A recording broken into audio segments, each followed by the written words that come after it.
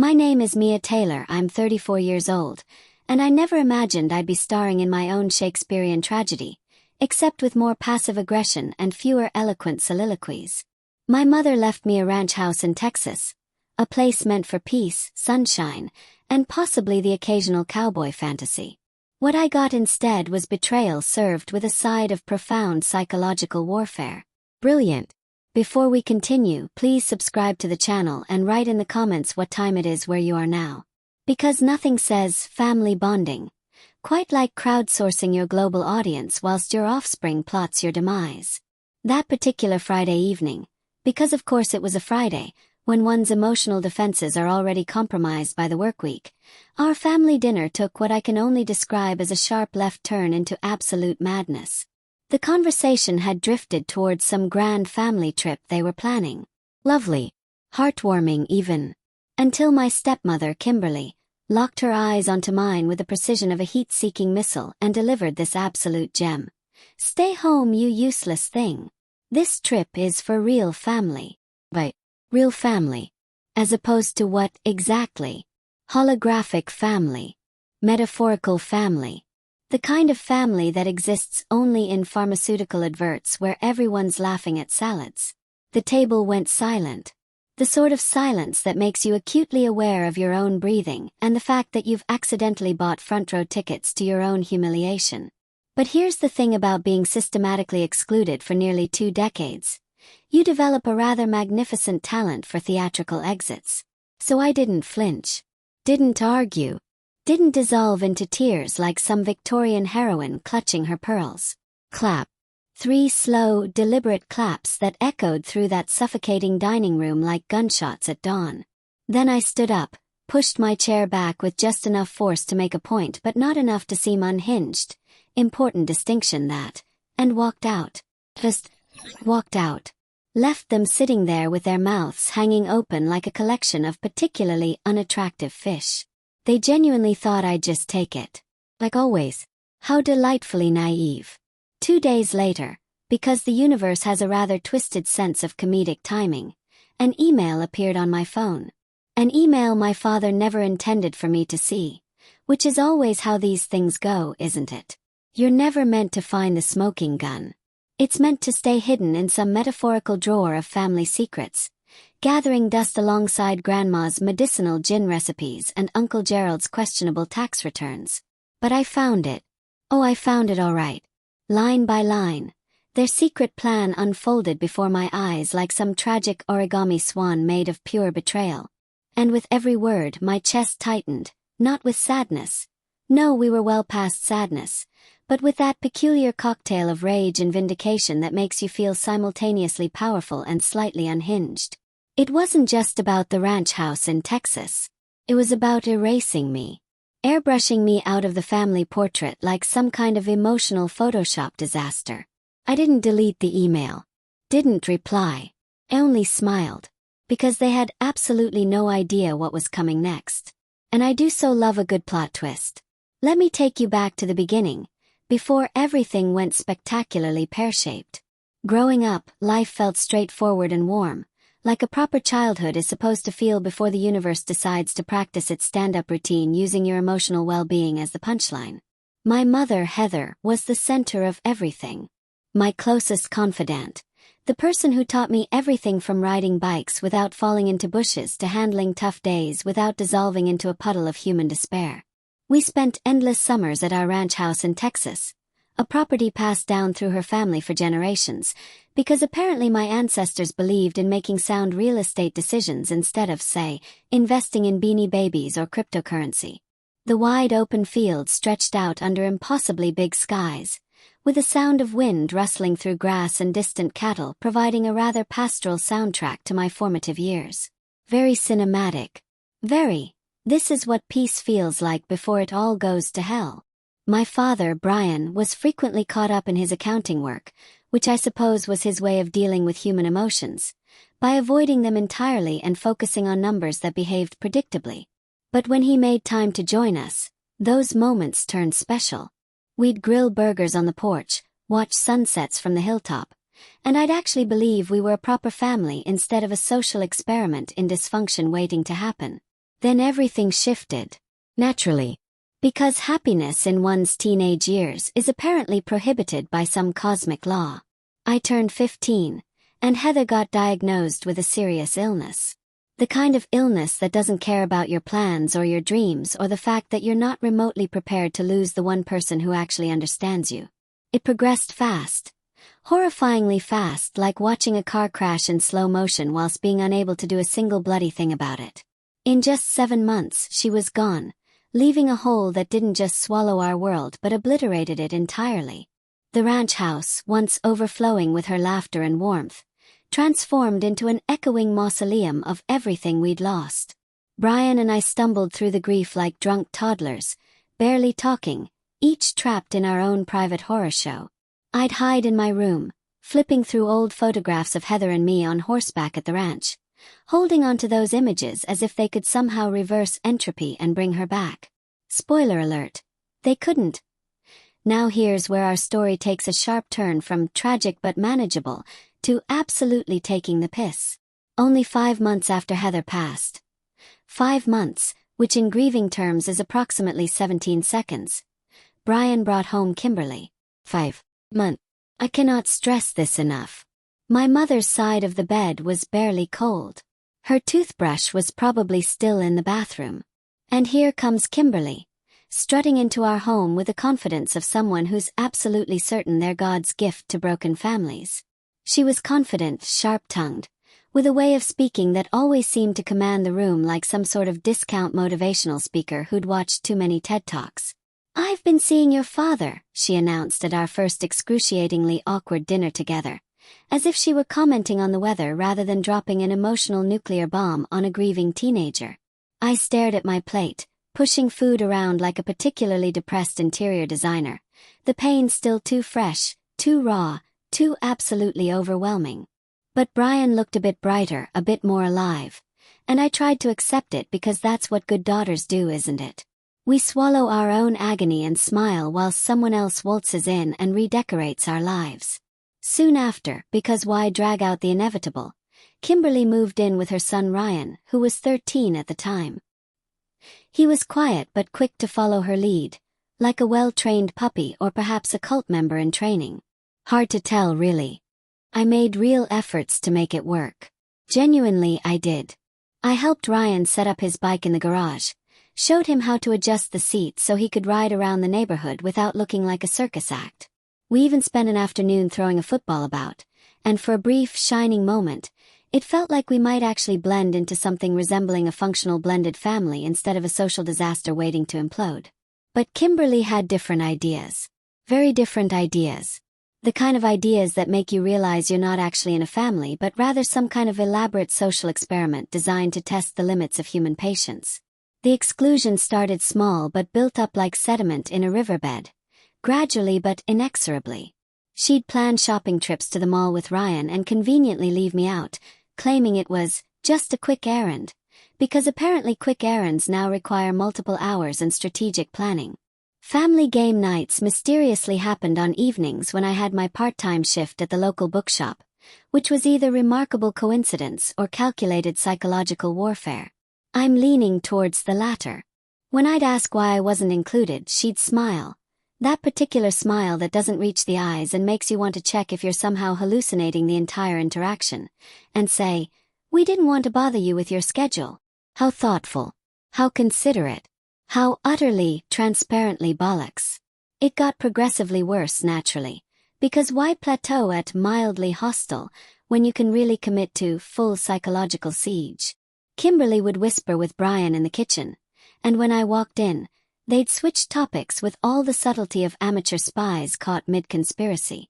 "Just adult talk," she'd dismiss with a wave, as if I were some kind of small child rather than a young woman desperately trying to understand why her family was dissolving around her like sugar in acid. 3 months into dating Brian, 3 months, which barely qualifies as knowing someone's middle name, let alone being ready to merge families, they got married in a simple courthouse ceremony. I stood there trying to support him, doing my best impression of a supportive daughter whilst internally screaming, but inside it felt like Heather was being systematically wiped away, erased from existence like some inconvenient historical fact. Brian didn't see the shifts happening. Or perhaps he did and simply chose the path of least resistance, which is very much his style. When I mentioned feeling left out, he'd sigh dramatically and say, "Ashley, give it time. Kimberly's trying to pull us all together. You have to try too." But because clearly I was the problem. Not the woman who'd moved in with indecent haste and was now orchestrating my gradual exclusion like some kind of domestic chess grandmaster. No, the teenager still reeling from her mother's death was definitely the issue here. Brilliant logic, Dad. Truly impeccable. No matter what I did, and I tried everything short of performing circus tricks or developing a sudden personality transplant, the gap widened. Kimberly started referring to Ryan as the kid in conversations whilst always addressing me by name, like I was some distant relative who'd overstayed their welcome rather than Brian's actual daughter. The one whose mother had actually died, just to clarify, since apparently that detail kept getting conveniently forgotten. The ranch house became my only refuge during those spectacularly miserable high school years. In her will, because Heather, bless her, knew exactly what sort of circus she was leaving me in, she'd left it specifically to me with full ownership at 25. Brian had usage rights until then, which seemed reasonable at the time but would later prove to be a tactical error of magnificent proportions. I believe Mum knew I'd need that tie to her, a space untouched by the changes at home. Sanctuary. A place where Kimberly's particular brand of psychological warfare couldn't quite reach. The ranch house represented everything Heather had been. Warm, authentic, unchanging in a world that was shifting beneath my feet like tectonic plates during an earthquake. The cruelty from Kimberly wasn't always overt.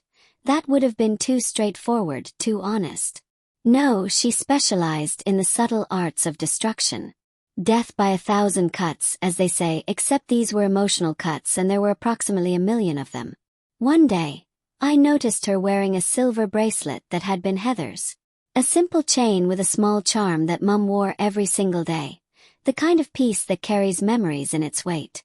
When I asked about it, politely mind you because God forbid I actually expressed genuine emotion, Kimberly shrugged with the casual indifference of someone discussing yesterday's weather and said, "Your father gave it to me.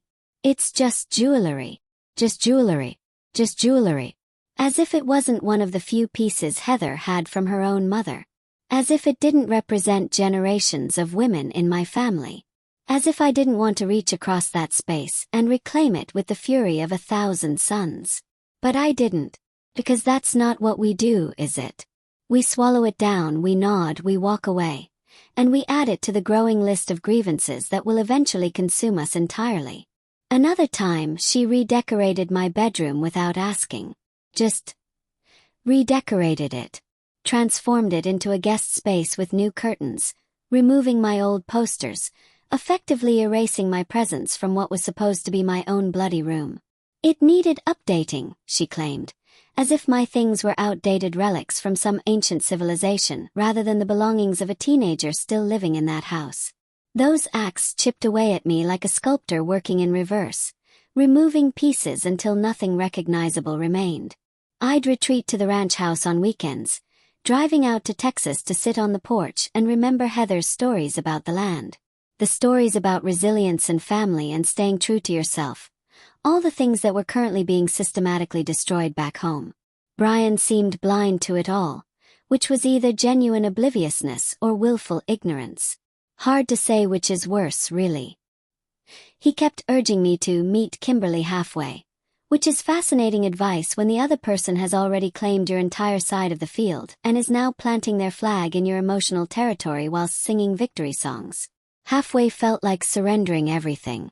And I was rapidly running out of things to surrender. As high school ended, thank God, because spending one more minute in that house might have resulted in permanent psychological scarring, or more permanent psychological scarring, I should say. I chose a university in California. As far away as possible without actually leaving the country, which I briefly considered but decided against on purely financial grounds. I limited visits to holidays when Kimberly was conveniently out of town, which wasn't often enough for my liking. My bond with Brian grew strained, stretched thin like old elastic that's lost its snap. Calls became short, surface-level chats about weather or work, The sort of conversations you have with acquaintances at bus stops, not with your remaining parent. I thought time might soften things. That distance would provide perspective. That perhaps we could rebuild something resembling a relationship, once I wasn't living under the same roof as Kimberly and her campaign of emotional terrorism. I even made efforts. Proper ones. I invited Brian to visit me in Seattle alone. Just the two of us, no Kimberly, no Ryan, no uncomfortable family dynamics. We could have coffee, walk by the waterfront, pretend we were normal people with normal relationships instead of survivors of some domestic Cold War. I attended Ryan's high school graduation, even helped him pick out furniture for his university room. I genuinely believed we were making progress, that maybe we could move past the tension of our blended family disaster. How spectacularly naive of me. But Kimberly's grip never loosened. She'd tag along on visits like some kind of chaperone, steering conversations away from anything meaningful. She'd plan family events on days I worked, which was either continued coincidence or she'd somehow gained access to my work schedule and was using it against me. Again leaning towards the latter. Ryan, always loyal to his mother like a good little soldier, started calling the ranch house our family spot on social media, posting photos of himself riding ATVs there as if I didn't exist. As if I weren't the actual legal owner. As if my mother's legacy was somehow communal property, open to anyone who fancied a weekend in Texas.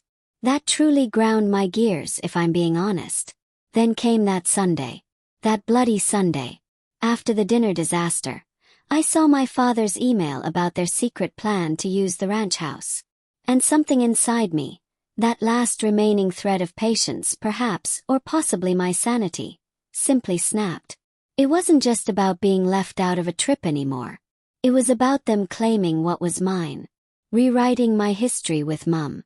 Erasing her memory one weekend getaway at a time. I forwarded the email to my best friend Megan, who'd known me since university and had witnessed the full evolution of this family circus.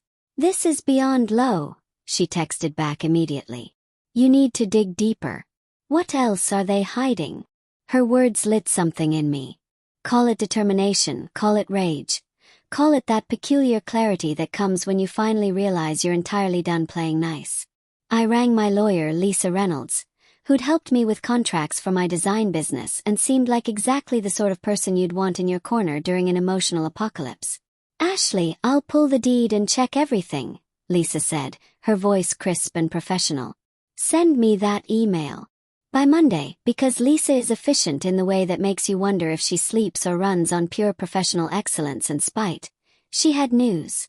The ranch house was undeniably mine. Transferred cleanly at 25. Exactly as Mum's will had stated. No ambiguity, no legal gray areas, just straightforward ownership. But she'd found something else. Something that made my blood simultaneously boil and freeze. Court records. From 9 years ago, when I was 25 and just starting my career, probably still figuring out how to file taxes and cook something other than pasta. Kimberly had tried to contest the will. Let me repeat that for effect. Kimberly had tried to contest my dead mother's will. She'd claimed the ranch should be a family asset since Dad had paid taxes during my university years, which is fascinating logic. "I married your father and he paid some bills, therefore I deserve your inheritance," is quite the argument. Bold, aimless, utterly devoid of moral foundation. The challenge failed obviously because Mum's will was ironclad. She'd made sure of that, bless her. But the fact that Kimberly had gone behind my back without a single word felt like being punched in the stomach by someone you'd foolishly trusted not to punch you in the stomach.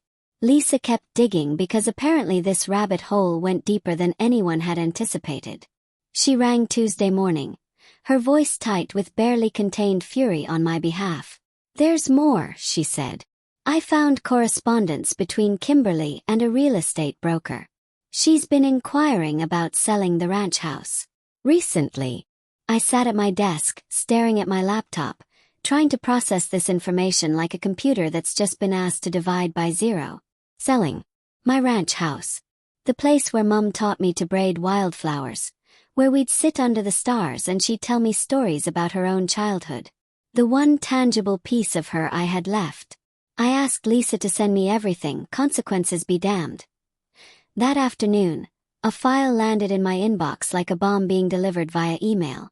It included correspondence from a broker, forwarded by Lisa with the kind of documentation that would make lawyers weep with joy. Emails from Kimberly dated just weeks ago, asking for evaluations and listing options.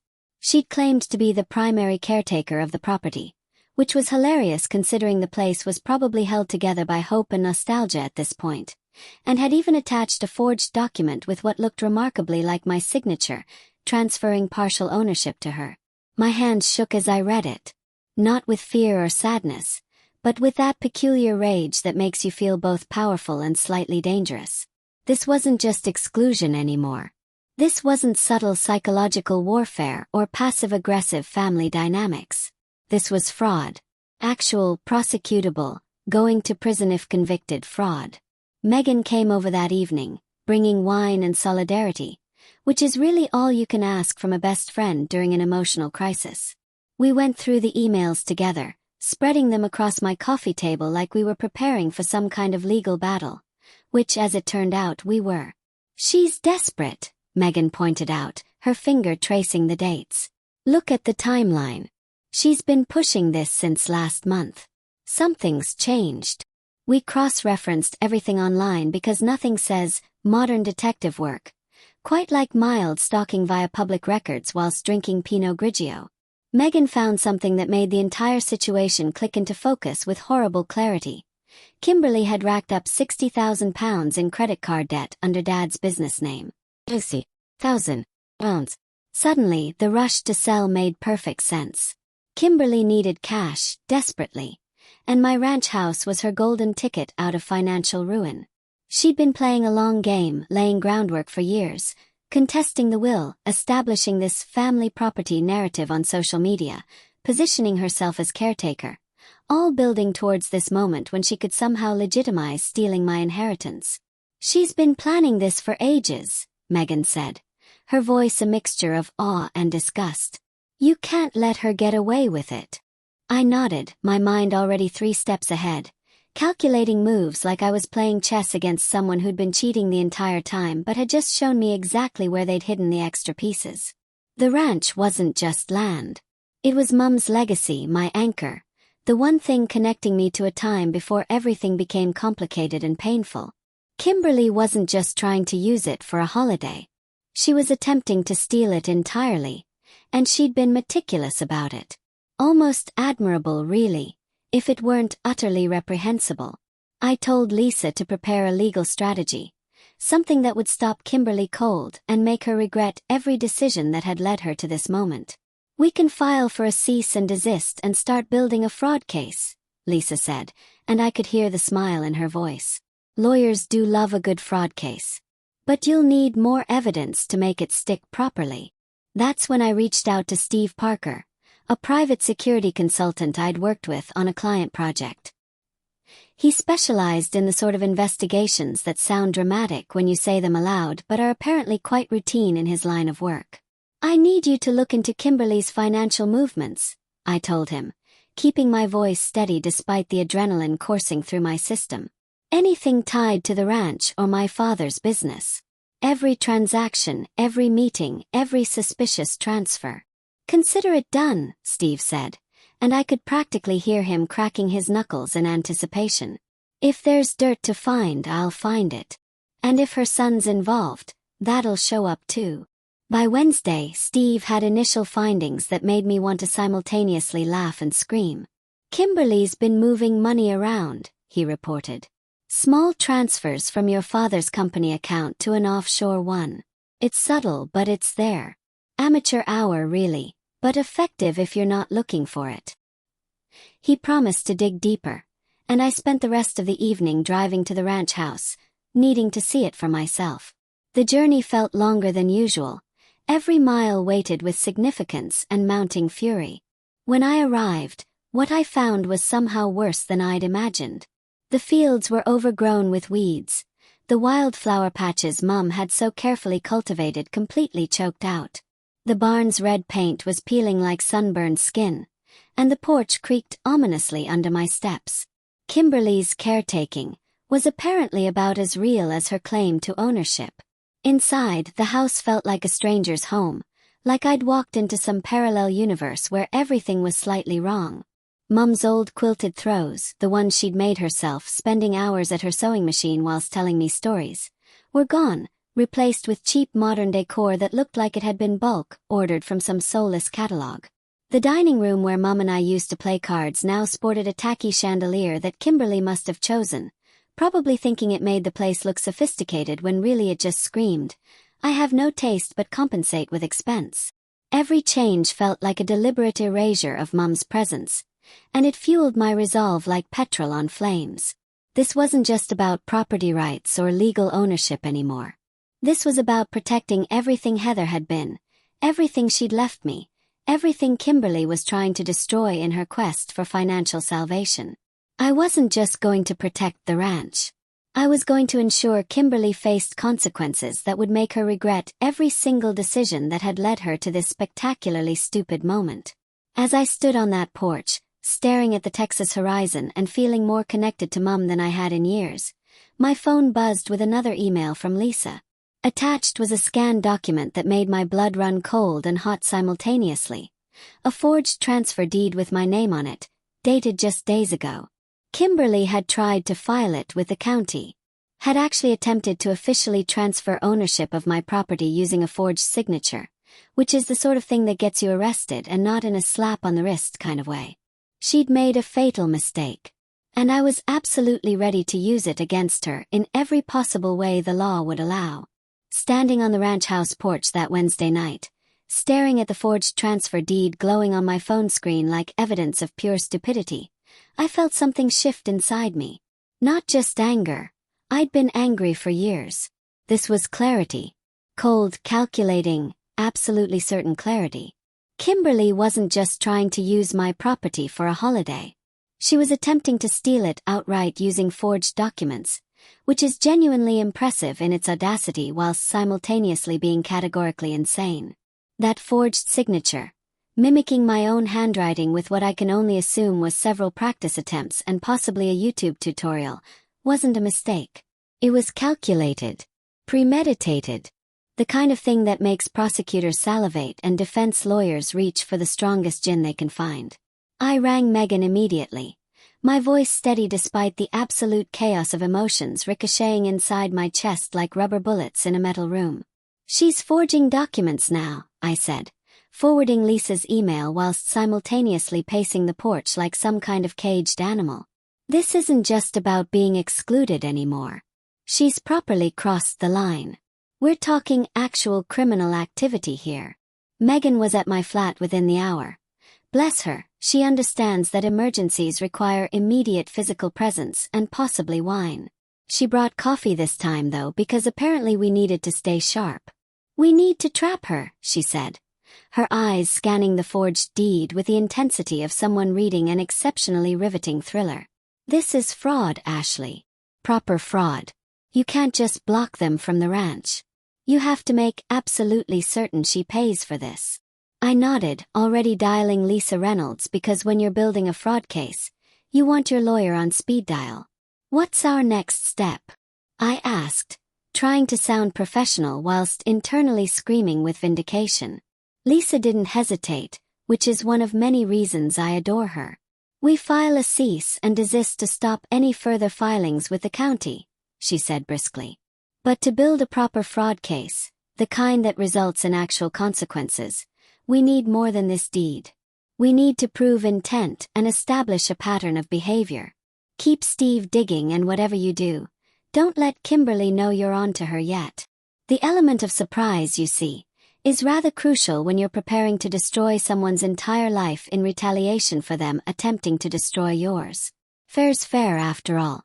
I reached out to Steve Parker again, the private security consultant who was rapidly becoming my favorite person in this entire disaster. "Can you look deeper into her financial movements?" "Yes. Anything tied to my father's company or the ranch. I need everything you can find. Every receipt, every transfer, every suspicious lunch meeting charged to the corporate card." I reached out to Steve Parker again, the private security consultant who was rapidly becoming my favorite person in this entire disaster. Can you look deeper into her financial movements? Yes. Anything tied to my father's company or the ranch. I need everything you can find.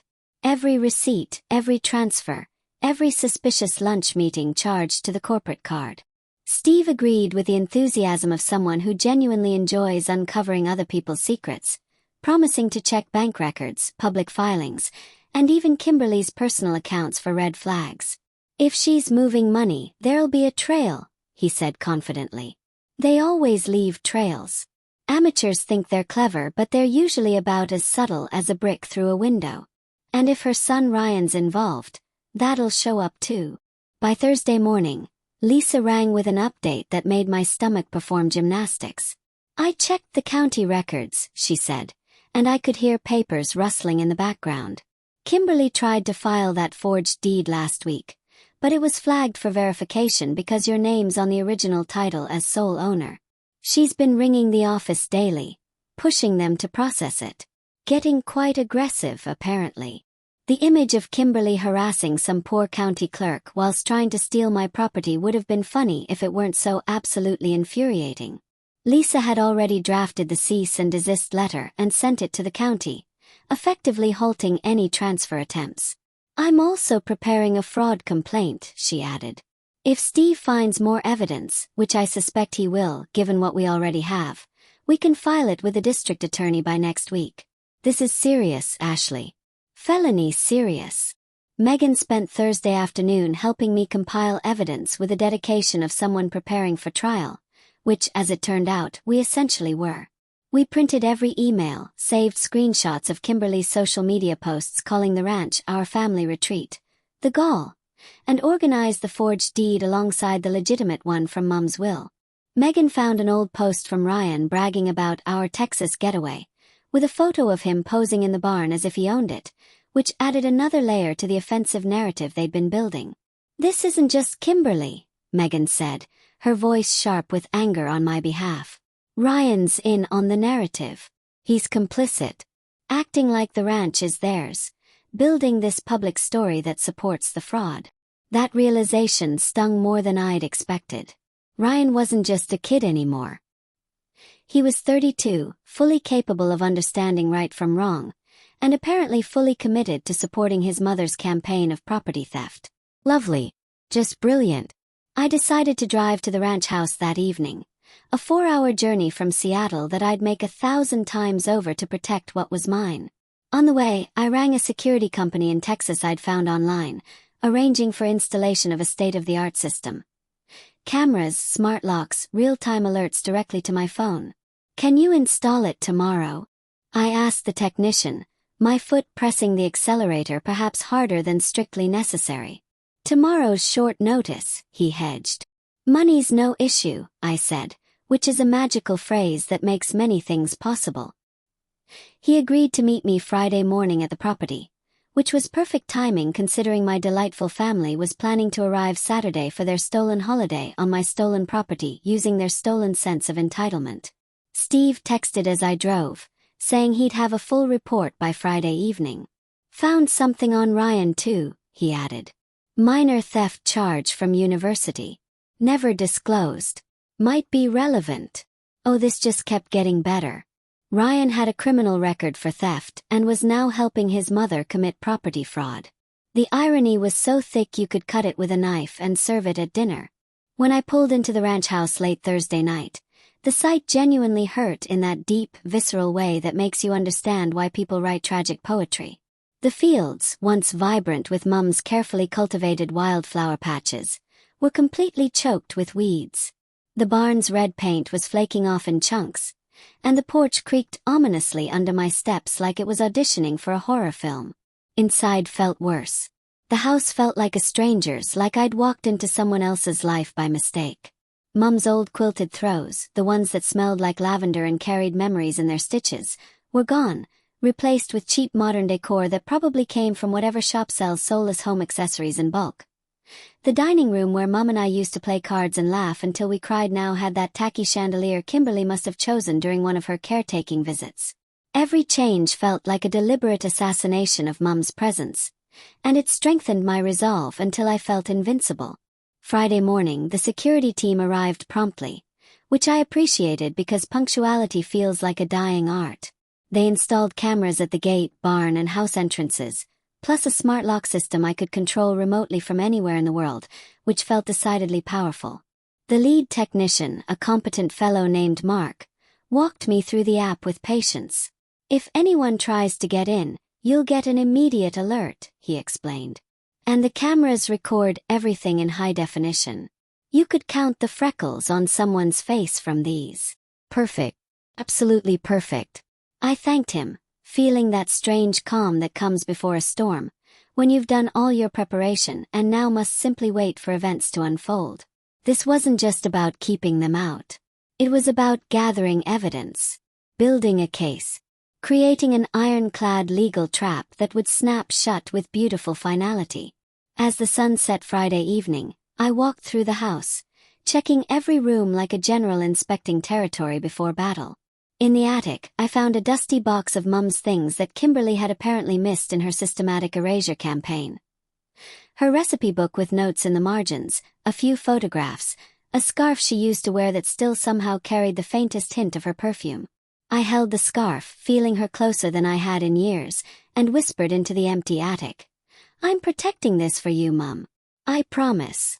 The ranch wasn't just land or property or real estate with market value.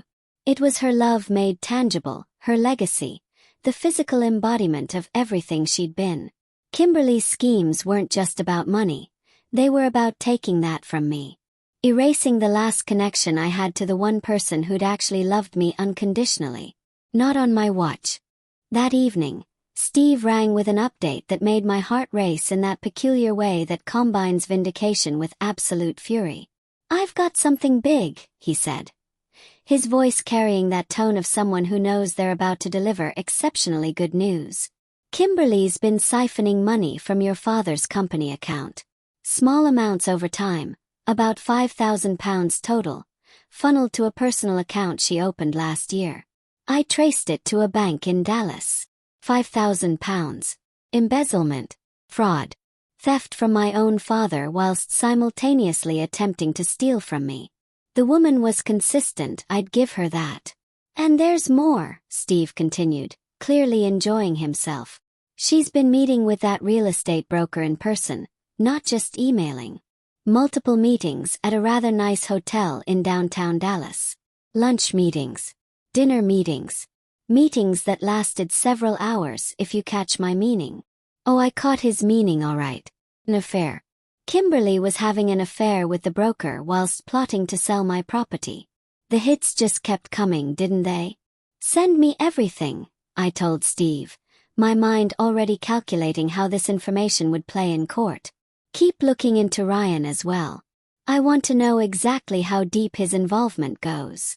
I sat on the porch that night, staring at the stars scattered across the Texas sky like diamonds on black velvet, feeling the weight of everything settling around me. Kimberly wasn't just after my ranch. She was systematically dismantling everything Mum and Dad had built, destroying their marriage, stealing from his company, committing fraud against me. But I wasn't that scared teenager anymore, pushed out of my own home and forced to swallow my pain in silence. I had evidence, I had a plan. I had a bloody brilliant lawyer and a security consultant who could apparently uncover secrets that would make MI6 proud. When they showed up tomorrow for their stolen holiday on my stolen property, they'd find more than locked gates. They'd face the truth. They'd face consequences. They'd face me, and I was absolutely done being dismissed. As I scrolled through Steve's latest email on my phone, a new file caught my attention. A bank statement showing a transfer from Dad's company to Kimberly's secret account dated just yesterday. £5,000 moved without his signature, which is rather illegal when you think about it. The pieces were falling into place like a jigsaw puzzle of pure dysfunction, and I couldn't wait to see their faces when they realized I'd assembled the entire picture. The sun was barely up on Saturday morning when my phone buzzed with an alert from the ranch house security system. I was standing in my kitchen, sipping coffee that was probably too strong but felt entirely appropriate for the occasion, when the notification appeared. Motion detected at front gate. Showtime. I opened the app and watched with mounting satisfaction as 3 cars pulled into the driveway like invaders approaching a castle they assumed would be undefended. Dad's pickup truck, Kimberly's sleek sedan that she definitely couldn't afford on legitimate income, and Ryan's beat-up SUV that had seen better days approximately a decade ago. The cameras caught them unloading bags, laughing, acting like they owned the place. The audacity was truly breathtaking. They genuinely believed they'd just waltz in and enjoy their holiday on property they'd been actively trying to steal. Brilliant. Absolutely brilliant.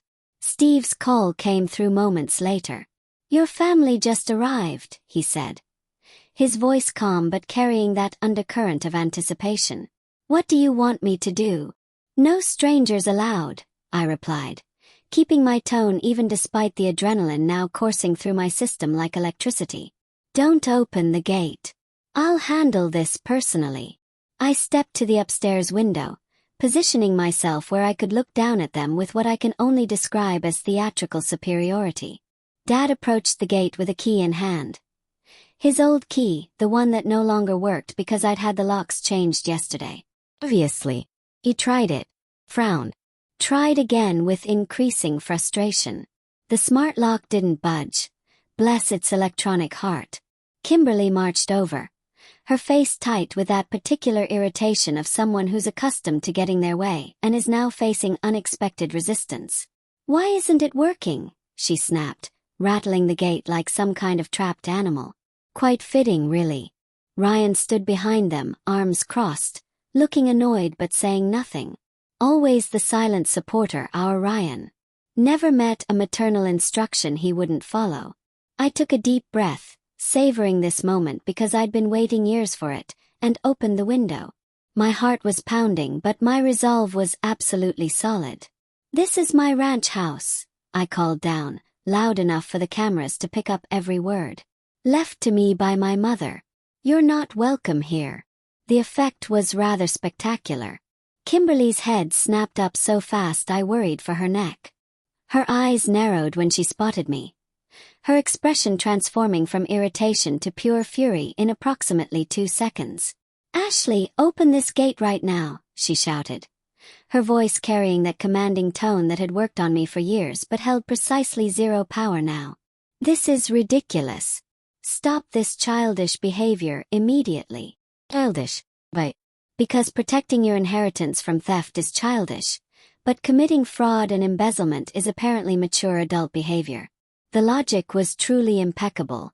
Dad looked confused, genuinely caught off guard, which was almost endearing. "Ashley, what's going on?" he asked, stepping closer to the gate with concern written across his face. "Why are you doing this?" Ryan just stared, his jaw tight, saying nothing. Probably calculating whether loyalty to his mother was worth whatever consequences were clearly about to unfold. I leaned out further, keeping my voice steady and clear. Every word needed to be captured on camera after all. Kimberly told me at dinner that this trip was for real family.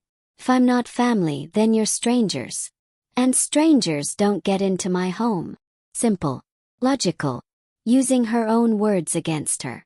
Rather poetic, if I do say so myself. Kimberly's face flushed red, that particular shade that indicates blood pressure rising and control slipping. "This is our family ranch," she yelled, gesticulating wildly. "We've been coming here for years. You can't just lock us out." "No, Kimberly," I said, shaking my head with what I hoped looked like calm certainty. "It's mine. And I have proof you've been trying to steal it." The air went still. Properly still.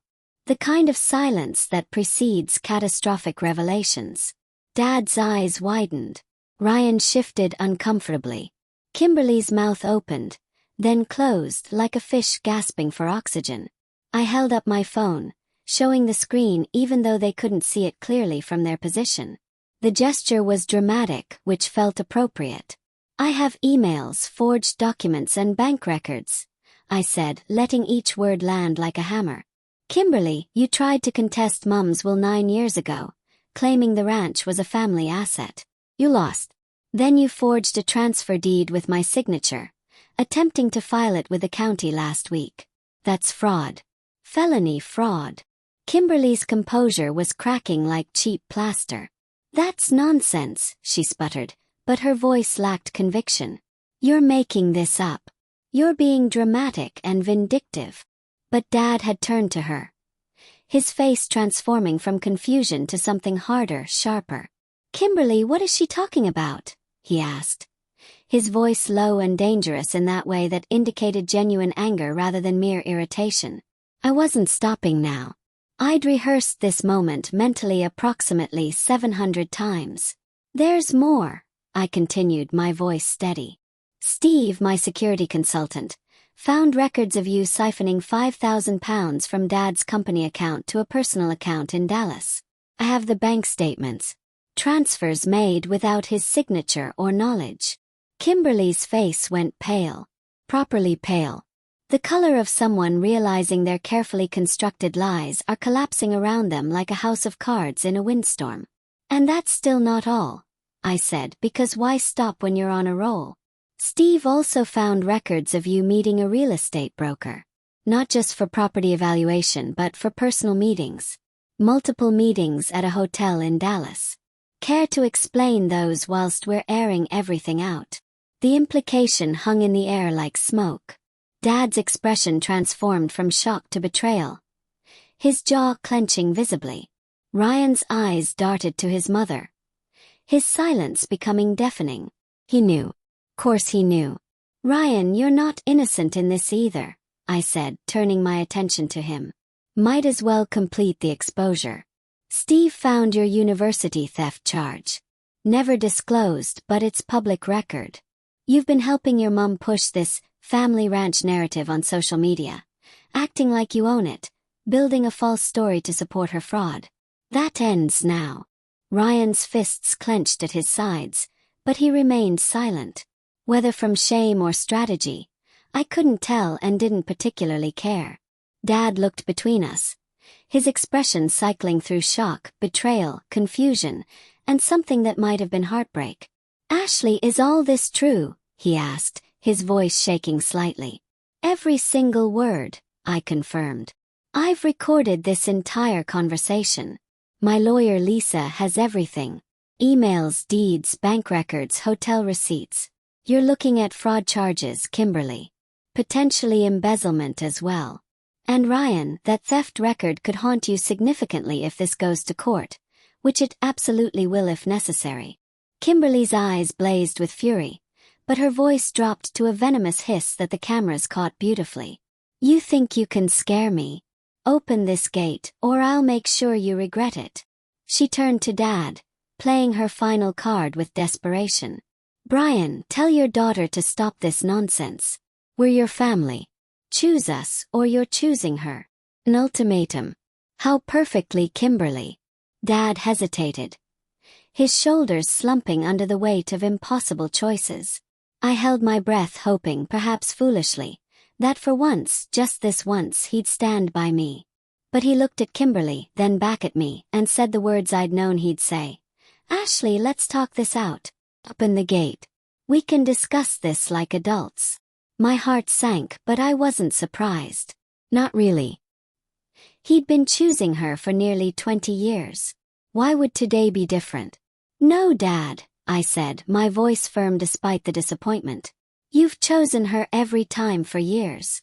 Through every exclusion, every dismissal, every erasure of Mum's memory. I'm done hoping you'll change. I'm done being the one who compromises whilst everyone else takes. Kimberly smirked, thinking she'd won, that Dad's support meant victory. Let's go, she told Ryan and Dad. We'll find a hotel. This isn't over. Not by a long way. As they turned to leave, Ryan shot me a glare filled with resentment and possibly hatred. But Dad just stood there for a moment, looking up at me like he wanted to say something profound or apologetic or perhaps just human. He didn't. Words failed him, as they always had when it mattered most. They climbed into their cars, engines roaring with aggressive revving that achieved nothing except making them look petty. As they pulled away, dust rising behind their vehicles like some kind of Western film standoff, I closed the window. My hands were trembling. Adrenaline, probably, mixed with relief and residual fury. But my mind was crystal clear. Kimberly's threat echoed in my head. "You'll regret this." But I wasn't scared. Fear had left the building approximately 2 weeks ago when I'd first seen that forged deed. I had evidence. I had recordings. I had Lisa ready to file charges with the district attorney. They thought they could walk away and regroup, try again, find some new angle. They had no idea I was already 10 steps ahead. Their next move would land them in court, and I was absolutely prepared for that battle. After they drove away that Saturday, leaving nothing but dust and broken family dynamics in their wake, I stood on the ranch house porch, letting the silence of the Texas fields settle around me like a blanket. Kimberly's threat, "You'll regret this," still lingered in the air, but it didn't shake me. Not anymore. I had everything I needed. Recordings of our confrontation, forged deeds, bank records, email trails that would make a prosecutor weep with joy. I wasn't just protecting Mum's legacy anymore. I was systematically dismantling their lies, brick by brick, lie by lie. Over the following weeks, I worked closely with Lisa Reynolds to file a comprehensive fraud complaint with the district attorney. The evidence was, in her professional opinion, absolutely airtight. The kind of case that makes lawyers' careers and ruins defendants' lives. Kimberly's forged transfer deed was the star exhibit, naturally. The forgery was decent but not professional, amateur hour really, which made it easier to prove. The emails to the real estate broker demonstrated clear intent and premeditation. The bank statements showing £5,000 siphoned from Dad's company account added embezzlement to the charges. Steve Parker's investigation had uncovered even more delicious details. Kimberly had opened that secret account in Dallas just over a year ago, funneling small sums over months. Small enough to avoid immediate detection but totaling nearly £10,000 by the time we caught her. She'd been systematic about it, which demonstrated planning but also stupidity because every transfer left a digital trail approximately as subtle as neon signs spelling out, "Crime in progress." By mid-August, the consequences began hitting like dominoes falling in sequence, each one more satisfying than the last. Lisa rang me with news that made me actually punch the air in triumph. The district attorney had charged Kimberly with felony fraud. She was facing up to 3 years in prison if convicted, though Lisa suspected she'd plead out for something less severe in exchange for avoiding trial. The county had rejected her forged deed outright, officially declaring it fraudulent, and the cease and desist letter had stopped any further attempts to claim the ranch. Dad was, in Lisa's words, absolutely blindsided. He rang me once, just once. His voice heavy with that particular weariness of someone who's realized they've been spectacularly wrong about everything. "Ashley, I didn't know about the money," he said, and I almost believed him. "I trusted her completely." "You always trusted her over me," I replied quietly, keeping my voice level despite the years of accumulated hurt. "I can't keep waiting for you to see the truth. I can't keep being disappointed by your choices." That was our last proper conversation.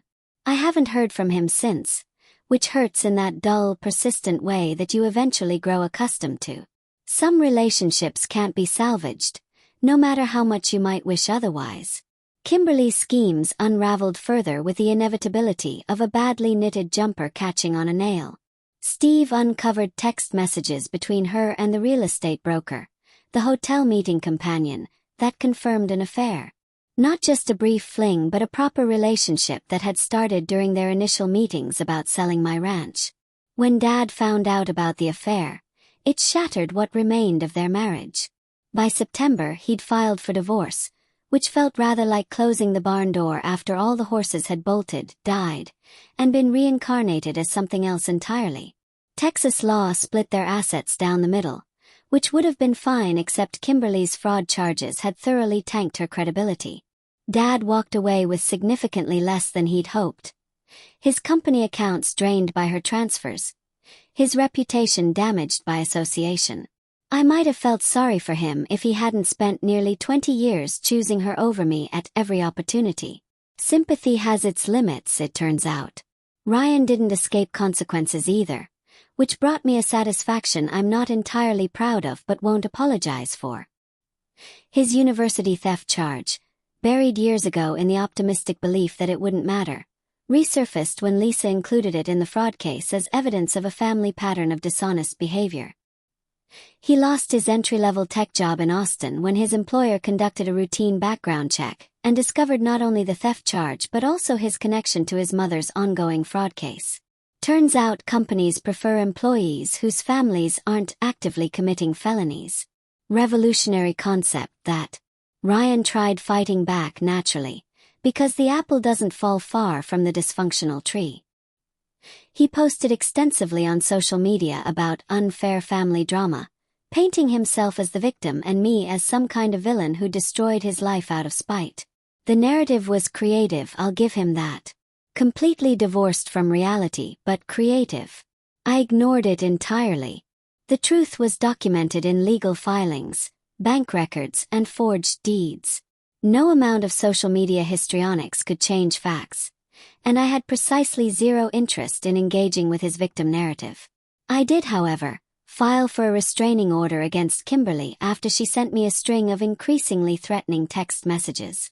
They escalated from vague warnings to explicit promises to make me pay for destroying her life, which is fascinating logic from someone who destroyed her own life by committing multiple felonies. The judge granted the restraining order within days, citing her documented fraud, aggressive behavior, and the threatening messages. Kimberly was ordered to stay at least 500 meters away from me and the ranch house, which felt appropriate considering she'd already tried stealing it once. With the legal battles wrapping up like the world's most dysfunctional present, I turned my attention to the ranch house itself. It needed restoration, healing the same way I did. I hired a property management company to handle proper maintenance, mowing the overgrown fields, repainting the barn that beautiful red it had been when Mum was alive, restoring her wildflower patches from the weed-choked disaster Kimberly's caretaking had created. But I didn't want the place to sit empty anymore, preserved like some museum to past pain. Mum would have hated that. She'd loved life, loved sharing space, loved creating community. Inspired by my design work and perhaps by some instinct for healing, I transformed the ranch house into a sanctuary business. A retreat for creative people. Writers, painters, photographers, anyone seeking space to create away from the chaos of modern life. I converted the barn into studios with proper lighting and work surfaces. I added comfortable seating areas throughout the property. I kept Mum's favorite wildflower patches thriving because she would have loved seeing artists sketch them. By October, I had my first bookings through a rental platform, and the ranch hummed with life again. Not the same life it had when Mum was here. That was gone forever, but new life. Different life. Life that honored her memory without being trapped by it. Sitting in the barn one evening, surrounded by the soft glow of string lights I'd hung for guests, watching a writer type furiously at a corner table whilst a painter worked on a canvas nearby, I felt something I hadn't experienced in years. Not happiness exactly, that seemed too ambitious, but peace.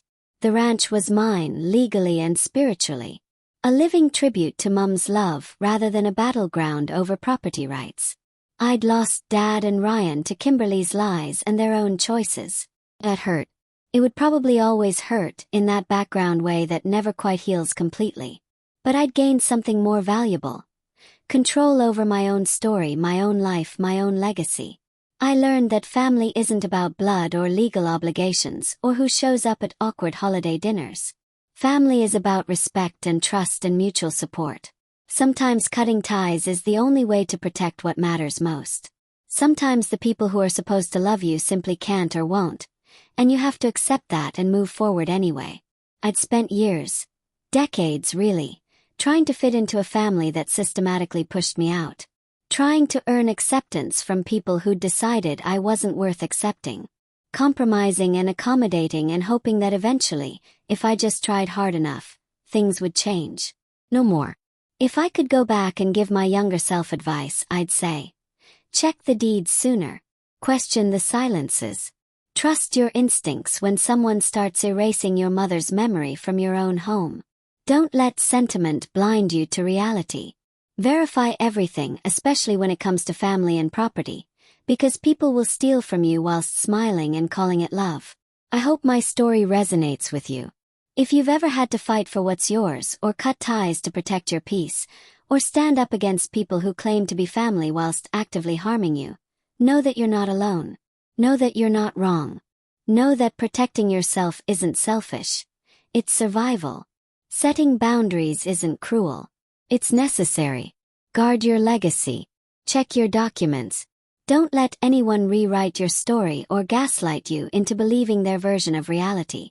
And if people threaten you for standing up for yourself, document everything and call a bloody good lawyer. The ranch house sits in Texas under big skies, hosting creative souls and thriving with a life Mom would have loved. Dad lives somewhere with reduced finances and presumably significant regret, though I wouldn't know because we don't speak.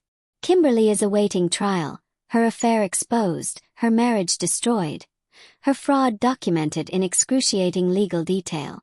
Ryan is job hunting and learning that actions have consequences, which is a valuable life lesson, albeit learned rather late. And me. I'm in Seattle, running my graphic design business and my creative retreat, finally living life on my own terms. I visit the ranch regularly, walking through those restored wildflower patches and feeling Mom's presence in the wind and the wide open spaces. I won.